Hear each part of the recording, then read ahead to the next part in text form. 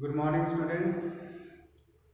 Let us have about potential difference today. Potential difference. Students, we have already seen that metals have electrons, free electrons, and they move in the random direction unless any force is applied on it. So these free electrons can be made to move in a certain direction or in a particular direction with the help of some force that constitute the current.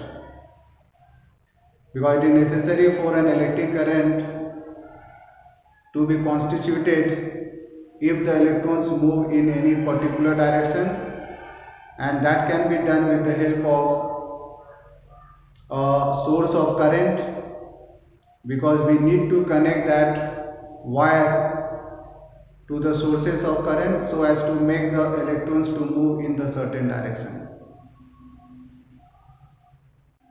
Now, when we talk about potential difference, in order to understand this, you should also understand how water flows from higher level to lower level. That is, suppose there are two tanks where water is kept at two different levels. Say these are the two tanks we have, small tanks filled with water at two different levels. Now here in this case, we find the beaker A has got level of water more than beaker B, or in other words, the water in A is at higher level and B the lower level. So water will flow from the higher level to the lower level, that is from A to B. Now this water will keep on flowing till the level of water in both the beakers become equal. That is, in order to make water flow, it is necessary to have two different levels of water.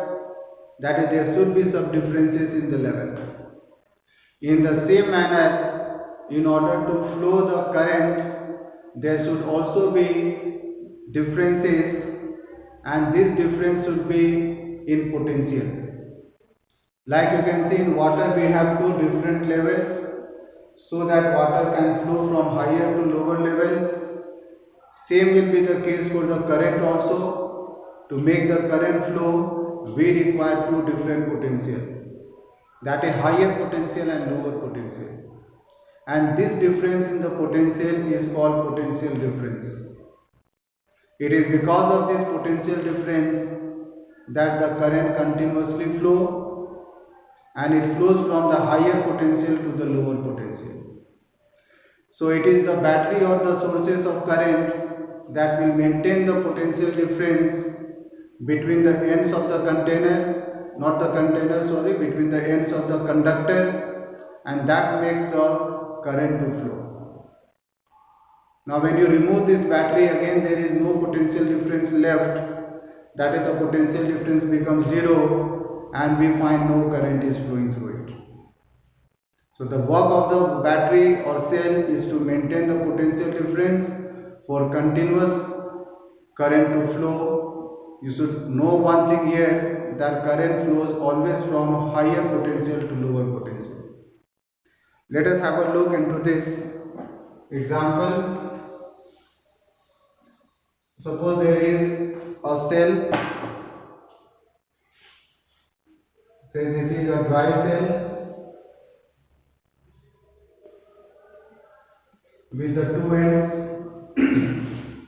This is the metal cap that appears like a button at the top. So this battery has got two ends acting as two different potential. This metal one is taken as the positive terminal and the other end is the negative terminal. So positive terminal is always considered to be at higher potential and the negative terminal at lower potential. So when a wire is connected between these two, then the current is found to be flowing, and the direction of current will be from positive to the negative terminal. So this will be the direction of the current flowing, which will be from positive to the negative terminal. So it is this battery that is maintaining the potential difference between the ends of the wire that makes the continuous flow of the current.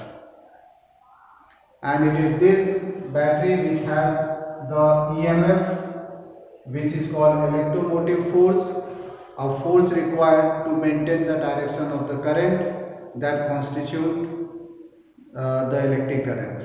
It maintains the direction of the electron, because electron without the battery, without the source, will move in the random direction where no current is said to be flowing.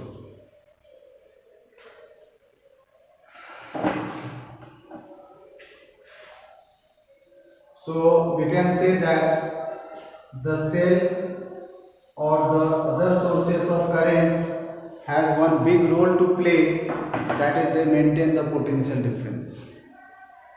So when we talk about the cell or a battery, it can be defined as the device that converts the chemical energy into electrical energy. That is, the chemicals in the cell undergoes chemical reaction that produces an electrical energy. So this is the device that converts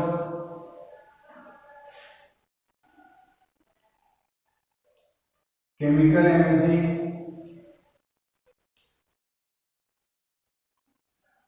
into electrical energy.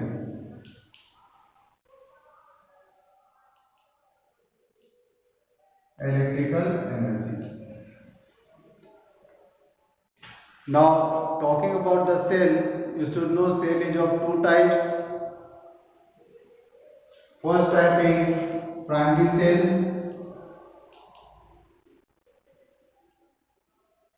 and the second type is secondary cell.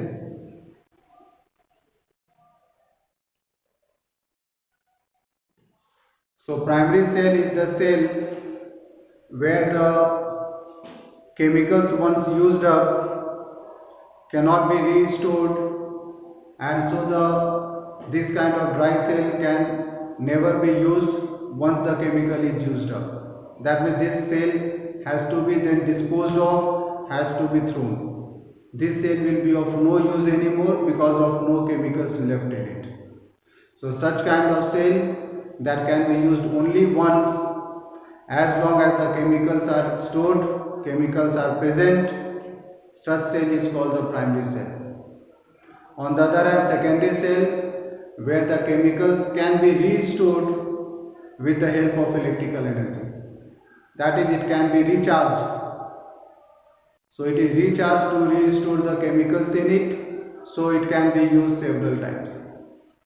Primary cell can be used only once and secondary cell can be used several times. Let us see some examples of primary cell. We have very common example of dry cell. Another can be voltaic cell. Then we have Leclanché cell. These are the few examples of dry cell. Now when we talk about voltaic cell, let us have a look. This is a voltaic cell with the chemicals like sulfuric acid is taken, and these chemicals is called electrolytes. It is called electrolyte. The two electrodes which are in the form of the rods are dipped into this chemical. They are made of copper and zinc. Copper is acting as the positive terminal, zinc a negative terminal. Now when a wire is connected to these two ends with the bulb in between, then because of the current begins to flow, we find the bulb also glowing. So this time we can see the bulb growing. This is called voltaic cell. Next class we will discuss about the secondary cell. Thank you.